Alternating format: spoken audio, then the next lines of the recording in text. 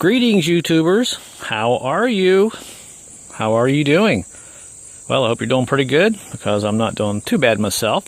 This is my 2003 Ford Explorer that I purchased along with another SUV a few weeks ago. I've been kind of going over it, working out some of the issues, some of the noises, and there's my list. And I've been driving over the last couple of days, and I got the brakes to work pretty good, and I actually put more fluid in it and just pumped away and just drove it. And the brakes now are nice and firm. I originally had thought the master cylinder was probably bad, but it turned out to be okay.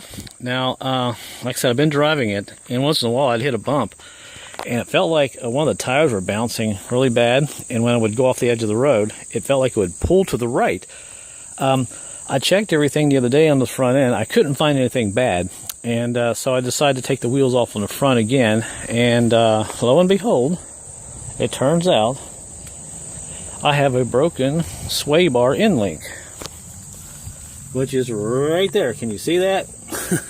There's supposed to be a bolt right there that goes down to that rubber bushing there type thing, and let me see if I swing the camera around this way, maybe you can see it a little bit better. Right there, that goes down and kind of goes on the bottom right there. See that right there? Well, that sucker is snapped clear off. But the good news is, I ordered 2 brand new end links, sway bar end links for this on eBay off of a dealer. And believe it or not, they should be here in a couple of days. So I should be able to get this fixed here in the next couple of days. And I will make a video on it, because I know the Ford Explorers, the Cadillac Escalades, the Mountaineers, the Expeditions, all these vehicles have a problem with those end links breaking off like that. And I called Ford dealer today, and they wanted $290 to replace it. Of course, you'd have to pay taxes on that, so it's going to be over $300. And I bought both of my sway bar end links for less than $20 online, and I'm going to be able to fix it myself and save myself probably 3 days worth of work. And the dealer said they couldn't get to it for about 4 days. So it's really good to be able to do these kind of things, and I'm hoping these videos will help a lot of people out that get into these pickles and they are stranded because of a vehicle that is broken down or so forth. But the other side, driver's side, here's what it should look like. And you can see it's all connected. One nice big piece from the bottom to the top there. And you can see there's the bolt on that one. Now, I'm going to tell you right now, if you live in the Northeast, the Rust Belt, forget about trying to break those off with a ratchet, socket. You're going to pretty much have to cut this off, get you a little saber saw or maybe a grinder. That's really the only way to get these off. These are kind of a pain in the butt, because you've got this massive sway bar end link that goes under the vehicle and goes around the bottom and goes clear over there to the other side.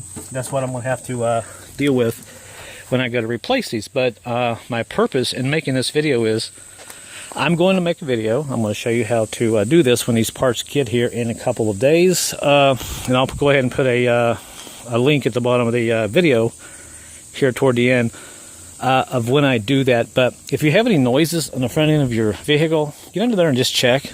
Definitely check out these sway bar end links. They do cause a lot of issues. And like I said, my issue was when I would pull off to the edge of the road, the front right side felt like someone was trying to push me off the highway. And when I would hit water, a puddle of water, it felt like I was hydroplaning. So right there was my whole issue the entire time. Alright, I just wanted to make a little video, give you guys an update. So if you have that problem with your front end, you might want to get in there and look. I've checked the upper ball joints. They seem to be okay. That one seems to be pretty good. The bottom one is in pretty good shape. I got a pry bar and got under there and check those out. And there's a lot of videos on YouTube that shows you how to do that. And I think I actually have a video on here too on how to do that. Alright, so that's the video, guys. I just want to kind of give you guys an update.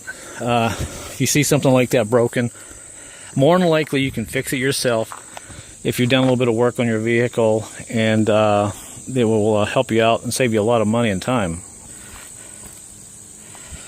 Okay, there you go, guys. Just kind of a little update there. Nothing too serious today.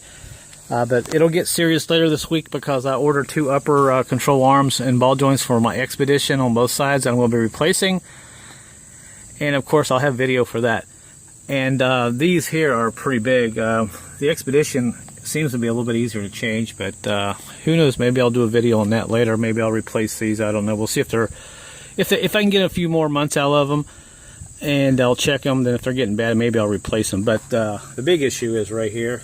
This guy will be replaced here in a couple of days, and I'll make a video to show you guys how I do it, and hopefully it'll help you out. So until my next video, guys, subscribe, like, and all that. And if you have any questions, I'll try to answer them. Until then, I'll see you then. Be safe and have a good day, everyone.